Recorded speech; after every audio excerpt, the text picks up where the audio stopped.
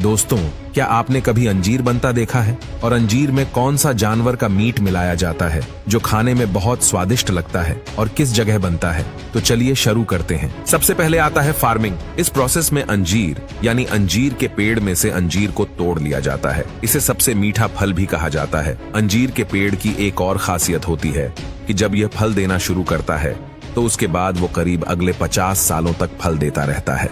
और ये जो फल होता है यह गर्मियों के मौसम में पूरी तरीके से पक जाता है और ये ग्रीन से येलो कलर का हो जाता है, जिसके बाद किसान द्वारा इसे तोड़ लिया जाता है। और तोड़ने के बाद इन फलों को साफ पानी में डालकर कुछ देर के लिए रखा जाता है।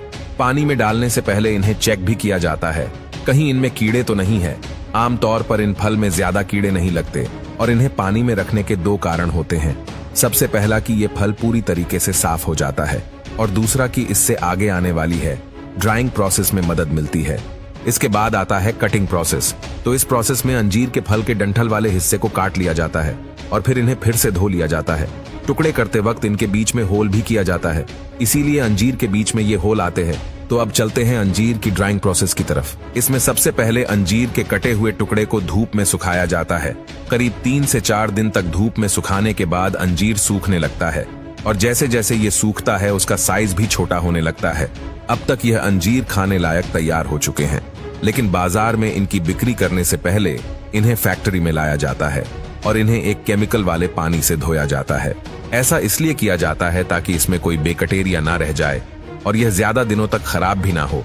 इसी के साथ इन केमिकल की वजह से इनकी जो चमकान होती है वो भी बनी रहती है। और इसे इन केमिकल वाले पानी से धोने के बाद एक बार फिर से नॉर्मल पानी से धोने के लिए भेजा जाता है ताकि इसमें जो केमिकल होता है वो निकल जाए। और फिर आता है आखिरी प्रोसेस, जिसमें इन्हें एक और बार फिर से ड्राई किया जाता है, क्योंकि केमिकल वाले पानी और नॉर्मल पानी से धोने की वजह से या फिर से गिले हो चुके होते हैं, इसलिए इन्हें गर्म हवा से ड्राई किया जाता है। और फिर होती है इनकी पैकेजिंग। अंजीर को पैकेट में पैक करने से पहले उसे माले की तरह धागे में पिरोया जाता है, जिसके बाद यह दिखने में कुछ ऐसा होता है। इस प्रोसेस में इसको एक बार फिर से अच्छे से चेक कर लिया जाता है और फिर इन्हें उनके वजन एंड क्वालिटी के हिसाब से इन्हें पैकेट में भर दिया जाता है।